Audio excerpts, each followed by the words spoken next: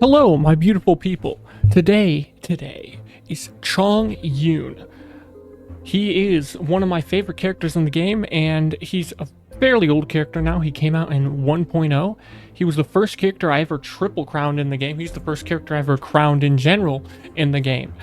Even though I play this for waifus, I'm a waifu game kind of guy. Chongyun's just that cool because he's an exorcist with ice and giant sword. Who wouldn't love that? So we're going to be looking at him in this day and age, 2024, in patch 5.0 to see, is he worth using? Can you make him work? Because even though there are going to be better DPS characters out there for sure, and if you want a cryo DPS, Ayaka's probably going to be better, but not everybody has Ayaka, and some people might want to play Chongyun, like myself. So he may have some value to you. So first we're going to start with his base kits, of course. So we go to his talents. He is, of course, a Claymore user, a Cryo Claymore user. He has a 4 attack basic attack string. At level 10, it's 138, 125, 159, and 200 from the multipliers, which is fairly respectable. 200% of the last hit is nice. His charge attack is just the same old spin to win thing, so I would not recommend using that.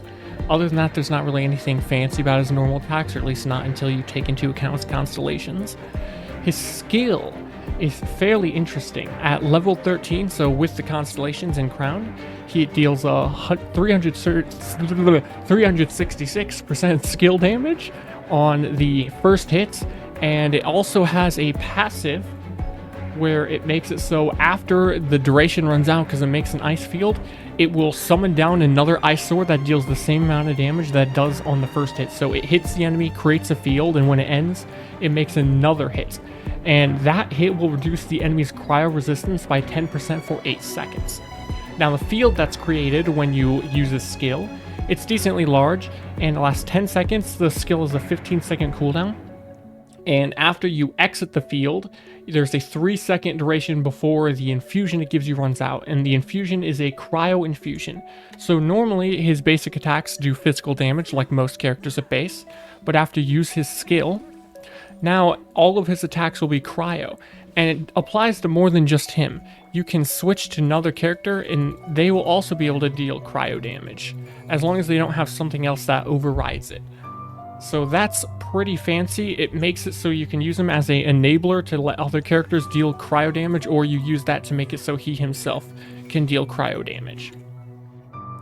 Back to his talents. Next is his Elemental Burst. He summons 3 giant blades at level 13. It is a 303% skill damage multiplier per blade. So it's with 3 blades, that puts it at a 909% multiplier, which is actually really respectable. That's a very good amount of damage considering it's a 12-second cooldown and only a 40 energy cost. And that's really it. It doesn't really do anything else. It can hit multiple enemies, so that's pretty nice. Then his first passive, his A1 passive, makes it so that sword, claymore, and polearm wielding characters within the field created by his skill have a 8% increase to their normal attack speed, which is nice, especially because it affects him himself when he's using when you're using him as a DPS. His talent is pretty worthless, his passive talent, where you just take less time when you're dispassionately away. I wouldn't really concern myself with that. Now his constellations, I'm sure anybody that's playing the game for a decent amount of time, even a year, probably has him at C6. He's been on quite a few banners, and he is a character from patch 1.0, the base game, so a lot of people have constellations. His first constellation makes it so at the end of his normal attack string, the 4th hit, releases 3 ice blades. Each blade deals 50% of Chongyun's attack as cryo damage to all opponents in its path. Now, that's pretty good, because if you're directly on the enemy, it's all 3 of them will be able to hit the enemy, and they can pass through enemies, I believe. You can see that 3 big ice blades, and if each does 50%, it's 150, meaning his 4th attack at 200 when it's crowned, that brings up to 350% multiplier on his 4th attack, which is a pretty big amount of damage. It does take a long time to get out because he's a Claymore user, but that's a lot of damage if you do get it out. Now, after that, his C2 is very interesting. It makes it so yourself, right, or any teammates, any character within the field created by his skill, if they use one of their abilities, their elemental burst or elemental skill, it will reduce the cooldown of that ability by 15%. So this lets you spam abilities a little faster. I really like this ability. Then his C3 is just 3 levels to his burst, a nice damage increase. His C5 is 3 levels to his skill, another okay damage increase. His C4 makes it so that he regenerates 1 energy every time he hits an enemy affected by cryo with a 2-second cooldown. This doesn't really do much. It might be the last little bit of energy you need to get him to his elemental burst, but most of the time it's not really gonna matter. And then his C6 is really interesting. It makes it so that you deal 15% more damage to opponents with a lower percentage of their max HP than Chongyun with his burst. And it makes it so there is a 4th blade from his burst, increasing the damage by 33%, not counting the 15% damage bonus. So at level 13, that brings it up to a 1,212% of his attack in his elemental burst. With a 12-second cooldown, only 40 energy cost. That's a pretty big nuke. I know some people that use Chongyun, they just swap him in, cast his burst, and swap out for like a quick amount of damage, and he can work like that, but I think it's more interesting and enjoyable to use him as a main DPS kind of character. And that's it for all of his normal kit sort of stuff. Now, other Claymore characters, a lot of the time what people do is they will animation cancel after they get through the fastest attack, so they don't have to go through like usually the end animation of having a really long attack. But with Chongyun, you want to get all 4 attacks out, especially if you have his C1, because the multiplier is so big. So I would recommend doing the 4 attacks, and as soon as that happens, then you can dash if you want to save a bit of time and also be able to dodge an enemy, because otherwise the delay is actually pretty huge before you can start attacking again, right? Like slam, and there we go. But if I swing and then I slam and then I dash, and then I can immediately start attacking again. So what options do we have build wise? We've got artifacts first. Let's go over artifacts before we go over the weapons. Go here, switch, set filter. Now there's a few different options, and really I would go with what you end up having the best substats probably. You can use gladiators if you're using him as a main DPS for normal attacks, but it's not going to be optimal because it's only applying to his normal attacks. So that's a bit unfortunate, but it is still decent, and the 2-piece is an attack increase, which is nice. You can go for the 2-piece on Noblesse, does give him elemental burst damage, and if you want to use him as a swap in, burst, swap out for other teammates, 4-piece will actually give a attack % bonus to your whole team. So you can actually use him as a cryo enabler if you want to do cryo DPS on another character. You swap in, burst, skill, give the whole buff to the team, the attack %, and then switch off to your other character. Other options would be, where is it? Shimenawa's you could try to use, but it's a little wonky. If you don't care too much about your burst though, or you just don't mind waiting a second before you cast it, you can make Shimenawa's work. I believe I've tried it before, but it wasn't as comfortable as I would like when I'm playing a character. You can also use Marchasse Hunter if you are using Farina.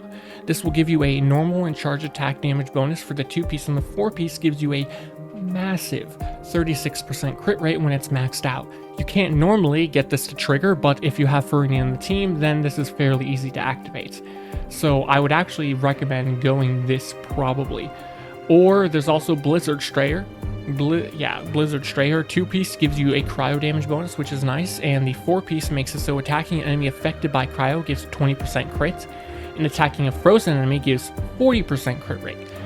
I don't really care for the 4-piece set of this because not every enemy can have cryo stay on them, and not every enemy can be frozen, and even if they are frozen, because Chongyun is a cryo character and he does heavy attacks like big poison damage, he will immediately shatter an enemy out of being frozen, so he can't really make full use of this.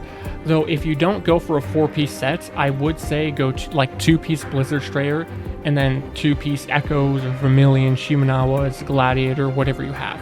That's actually what I have him on him at the moment, which you'll see in a second here. that's mostly it for sets. You're going to want to definitely go for crits. That's his most important stat is going to be crit rate, crit damage, with attack percent afterwards. And elemental mastery is actually fairly useful if you decide to go for a melt team. I would always go attack percent on his goblets. Another thing that you could switch to EM if you really wanted to and you had attack buffs from something else, like Bennett if you were to use Bennett, but I personally would rather just go attack percent, and I don't care for using Bennett with him. It's just even more of a circle impact kind of thing. Always go cryo damage bonus unless you have like a super high investment on your Farina and a ton of damage from other sources. Cryo damage is likely going to be the biggest damage increase. And then for your headpiece, just go with whatever crits you're missing. If you need more crit rate, go crit rate. If you need more crit damage, go crit damage. I got a pretty snazzy piece here, right? 30 crit damage, basically, with energy recharge on a Blizzard Strayer piece. Now, for his weapons. He's actually got a pretty good free-to-play option here with Tidal Shadow. After the wielder is healed, attack will be increased by 48% for 8 seconds. This can be triggered even when the character is not on the field. So if you have any sort of way of healing him, because I do believe this triggers if you heal them even if they're at full HP. So if you can get some level of healing every 8 seconds, you'll always get that 48% attack increase, which is a pretty big attack increase. It's got decent base attack at 510, and 41.3% attack is the secondary stat, so it's pretty good. Past events, there was Mailed Flower, which gives elemental mastery, and then if you trigger an elemental reaction, you can get 24% attack and 96 EM, but not everybody has this, I know. Then there's also the Ultimate Overlord's Mega Magic Sword. This gives high base attack and ER. The ER is really unneeded on Chongyun. You don't really need to build energy recharge on him, especially if you have more than one cryo unit.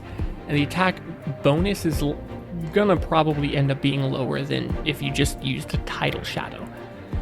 Then Serpent Spine from the Battle Pass is a pretty good option as long as you don't get hit. It gives crit rate, so then you don't want to overkill on crit rate, which means it does kind of mess up with what you can build. You gotta not go with the crit headpiece. If you go with the 4-piece Mars Chassé, you'll probably end up overkilling on crit from that as well. You also need to take into account that if you have 2 cryo characters, you get 15% more crit when hitting an enemy affected by cryo. So it's really easy to overkill on cryo if you're not careful. White Blind, don't ever use that. Rain Slasher, don't ever use that, I'd say, generally speaking. Sacrificial Blade has some interesting uses. Again, the ER is not that great. But high base attack is nice, and you actually can use 2 skills back to back with this. You can skill again, and because of the passive that makes it so you get another sword when it comes down, you can actually get a pretty big amount of damage because you'll have skill again, automatically ends the previous skill, pulls it down so that you get like over 1,000% damage right off the bat, plus then it reduces the enemy's ice resist right off the bat, and then the second cast of your skill will have been within the radius of the first skill's zone, reducing the next skill's cooldown. So it's actually pretty good, and that's what I ran for the longest time in like patches 1 to 2.0 because I didn't have better options, but it's not a bad option at all. You might think Snow Tomb Star Silver's interesting because it matches him, but the passive and the physical damage bonus is completely useless on him, so I would not use that. The Bell's worthless. You don't need a ton of ER, so Favonius is pretty due to water. Forced Regalia is not worth using. The Luxurious Sea Lord from a long time ago, it's okay, but I also wouldn't really recommend it. There's the new one, the new Claymore that you can craft. It does have pretty good stats, high base attack percentage, and it can give elemental skill damage, but you're not doing most of your damage with your skill. Then for 5 stars, right now the only 5-star Claymore I have is Skyward Pride, and it's not really worth using on him, but if you have the Wolf's Gravestone, that's what I would love to have on him. Wolf's Gravestone would be incredible, or you could try to use the Claymore that's here right now on Kanich. His Claymore, let's look at these stats. It has really high base attack, and it gives crit. It's like over 700 base attack and 11% crit when it's maxed out. And it does give elemental burst damage, which can be used for something, I guess. but you're likely not going to be able to get that many stacks on him consistently, though it is an okay stat stick, all things considered. Then for other claymores, you could use Ito's signature. That's an option. Eula's signature isn't really useful. The signature from Navia, I think that's got pretty decent stats. You could try to use that, but a lot of the claymores just aren't amazing for him. Diaz is okay, but you can't even get Diaz anymore, not right now at least. So I would just go with a 4-star probably, and use Wolf's Gravestone as a 5-star if you ever get it, because it's just really snazzy, since you'll be able to get a lot of damage if you use Farina, and that's what we're going to try to do, but there are other teams than that. So that's generally how I would say you should build him. Right now, my stats on him are just over 2k tax, 71.9 crit rate with 140.1 crit damage, 122.7 ER, and 61.6 cryo damage. Not too shabby. So let's go and look at the teams. What sort of teams you can build with Chongyun. Party setup. Now, I believe my Chongyun team is right here. CPS, that's supposed to be Frost Flare. I mixed the freaking teams around. So Chongyun's got actually several decent teammates you can use. I wish there was a quick setup here. Oh, there is. I forgot they did add that. So Farina is a big one. She's going to give you a lot of extra damage. If you have her burst crowned, which you should, if you have Farina, please crown her burst. It is going to give 80% bonus damage, I think it is. It's 75 or 80%. I actually can't remember. And if you can get her to E2,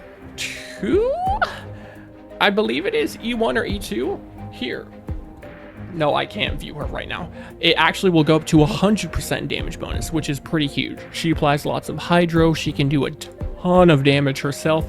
She's an amazing unit. Then there's also Shenhe. Shenhe is going to give you a bunch of icy quill stacks and some damage buffs. She'll battery up Chongyun. Plus, they're related. Shenhe is Chongyun's aunt, so you gotta use them together. It only makes sense. Then you can use Jean as a healer. She also has a C2, gives attack speed and movement speed, which is nice because then it's easy to Dragon Strike if you are one of those OG Dragon Striking kind of guys. We do have Chongyun nowadays. I think that's her name. But you can still Dragon Strike if you wanted. And the attack speed's not bad. Plus, she is a really consistent healer for Farina to max out her stacks, her fanfare. And she can consistently use Viridescent without being annoying to use with it. Otherwise, I would use Chongyun. She's a pretty great option as well. She lets you do the big plunge attacks, which are a pretty big amount of damage. You won't be doing your basic all the way through on Chongyun, but that's fine because plunging actually ends up being more damage because plunge attacks are so strong. Other options would be Mona's not a horrible option because you can skill burst switch in and then burst with Chongyun and get a big amounts of damage in a very short period of time. You can also go for a sort of freeze hyper bloom setup if you were to use, say, Nahida, a consistent hydro enabler like Yelan if you're normal attacking, or Kokomi. And then someone with electric that's not too consistent on electricity. Like Fischl would end up being too much, but Kuki Shinobu might be just right. Though at that point, you're just using Hyper Bloom, which is what some people make jokes about with Eula's. Eula's best team for damage is actually just building for Hyper Bloom and slapping Eula in afterwards. If you want to go for Melt, that is an option. You usually are going to want Xiangling because she's the only really consistent off-field pyro application. Where is my Xiangling? I apparently can't find her. So you could still use Shenhe, though you might end up overkilling on cryo, so you probably wouldn't want to do that.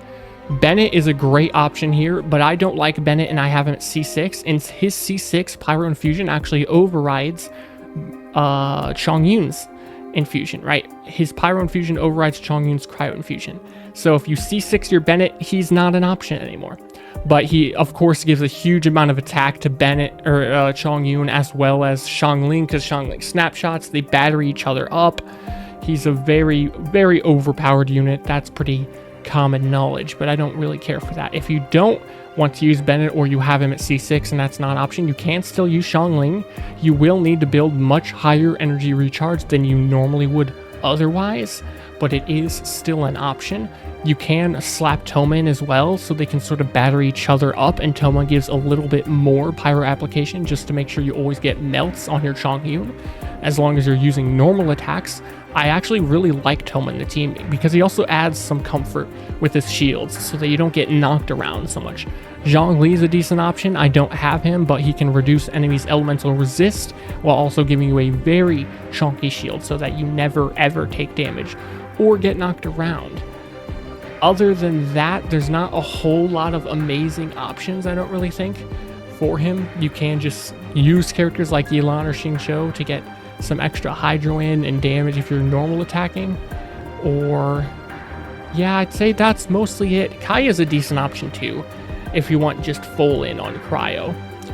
And if you don't have a healer that's like Animo where you don't want to use them, you could use like Farina, Shenhe, Charlotte's, and Chongyun. Charlotte isn't a terrible character. I do quite like her. But personally, I think the best team is going to be Chongyun, Shenhe, and Farina, with your fourth character being either Jean if you're going to be normal attacking, or Chongyun if you would like to plunge attack.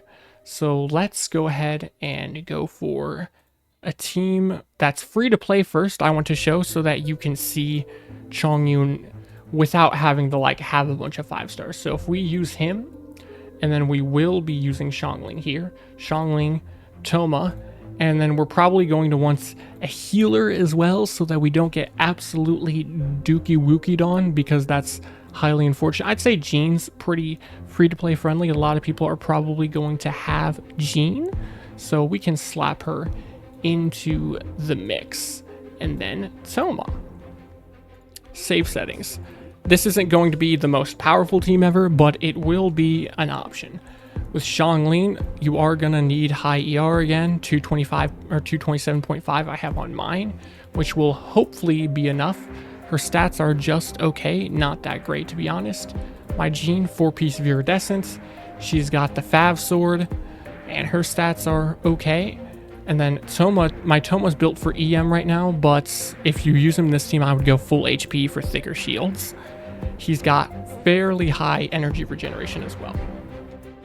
Now let us go ahead and find an enemy we can attack so you can see what kind of damage we're working with. There's actually a really good enemy to test stuff on nowadays in Natlin, and it's this weird dude you wake up, the big chubby tubby tree-loving guy, and he's got a lot of HP, so he's great for testing stuff against.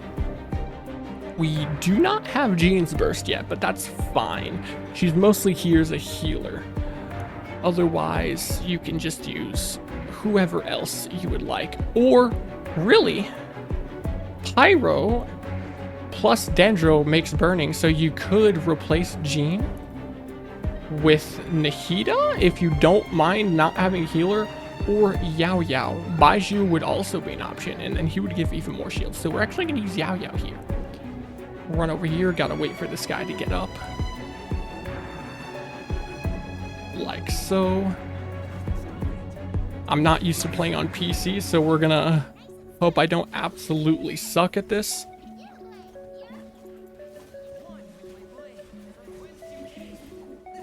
Voila. See, this is not the worst damage of all time. And because we have burn, we can break that guy like so. Then always make sure you get all of your things back up. We're not going to cast our burst on him yet, though. We do not have Xiangling's burst. See, that's why you need a lot of energy regeneration. Ooh, that's a lot of damage. 16k per blade? That's not too shabby. This is a very, very questionable team, though, to be honest. This is the problem with if you're like a free-to-play kind of person that just wants to use 4 stars. I mean, you do, again, have to take into account the fact that I'm absolute dog water at the game. And my Xiangling and stuff could be built much better than they are. But it's still an amount of damage that's being done here. Whoa, get them.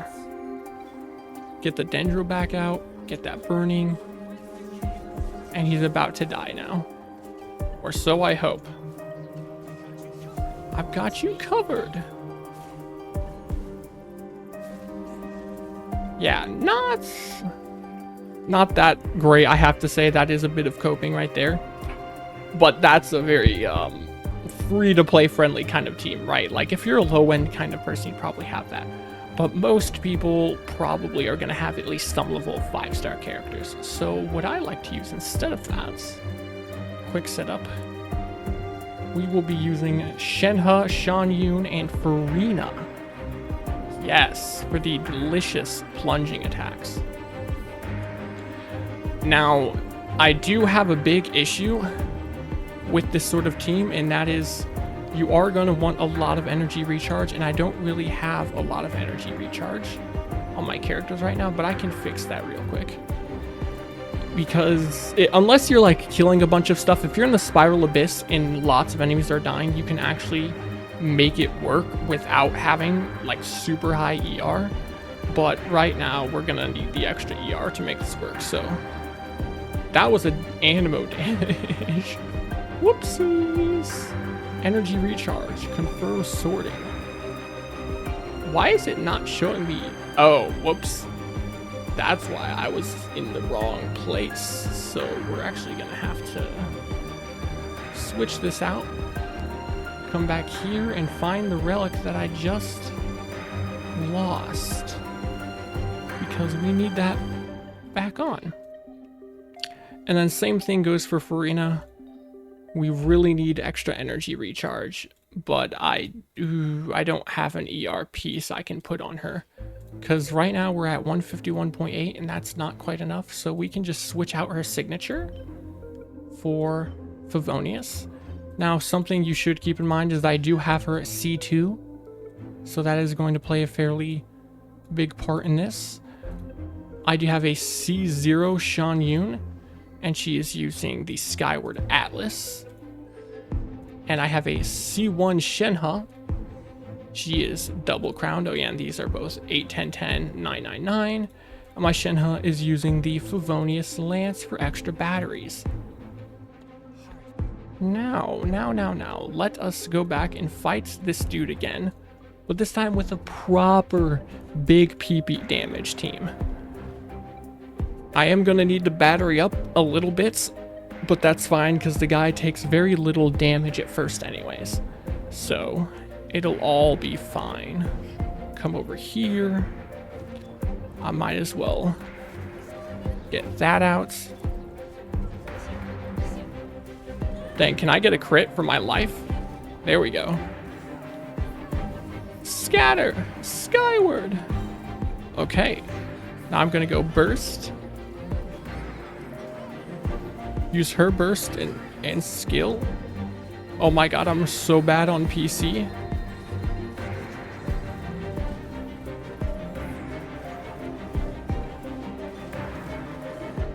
Not too shabby. We did not break his things because we don't have cryo in this team.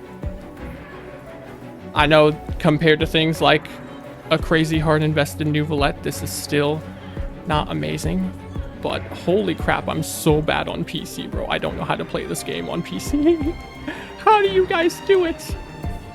But I can't record this on not PC because then my quality is doo-doo water.